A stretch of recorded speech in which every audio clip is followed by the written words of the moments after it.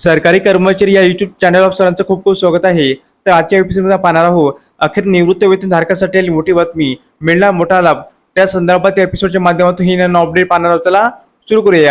NDA सरकारला लोकसभा निवडणुकीमध्ये हवे तशी यश संपादन झाले नाही.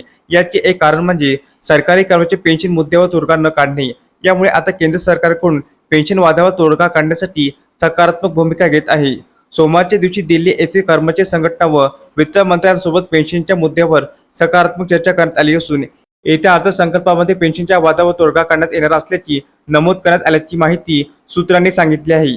यामध्ये एनपीएस कर्मचाऱ्यांना आता जुनी पेन्शनप्रमाणे शेवटच्या मूळ वेतनाच्या 50% इतकी रक्कम पेन्शन म्हणून देण्याचा पर्याय उपलब्ध करून देण्यात येणार आहे. म्हणजे एखाद्या कर्मचाऱ्यास निवृत्तीच्या वेळी 50,000 रुपये इतके मूळ वेतन दिले असेल तर त्यास पेन्शन म्हणून 25,000 रुपये इतकी रक्कम निश्चित करण्यात येणार आहे.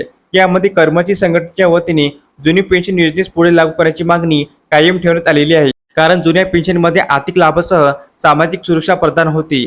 देशामध्ये आगामी 3 ते 4 महिन्यांमध्ये बऱ्याच राज्यातील विधानसभेच्या निवडणुका होणार आहे. त्या अनुषंगाने केंद्र सरकारकडून सदर निवृत्ती वेतनबाबत महत्त्वपूर्ण निर्णय घेण्याची तयारी आहे. अर्थसंकल्पामध्ये निर्णयाची शक्यता. केंद्र सरकारची दिनांक 23 जुलै 2024 रोजी अर्थसंकल्प सादर होणार आहे. यामध्ये एनपी धारकांना अंतिम वेतनाच्या 50% रक्कम पेन्शन म्हणून देण्याचा प्रस्ताव निर्णय होण्याची शक्यता आहे आणि यामुळे एनडीए पक्षाला आगामी विधानसभा निवडणुकीमध्ये फायदा होणार आहे. धन्यवाद.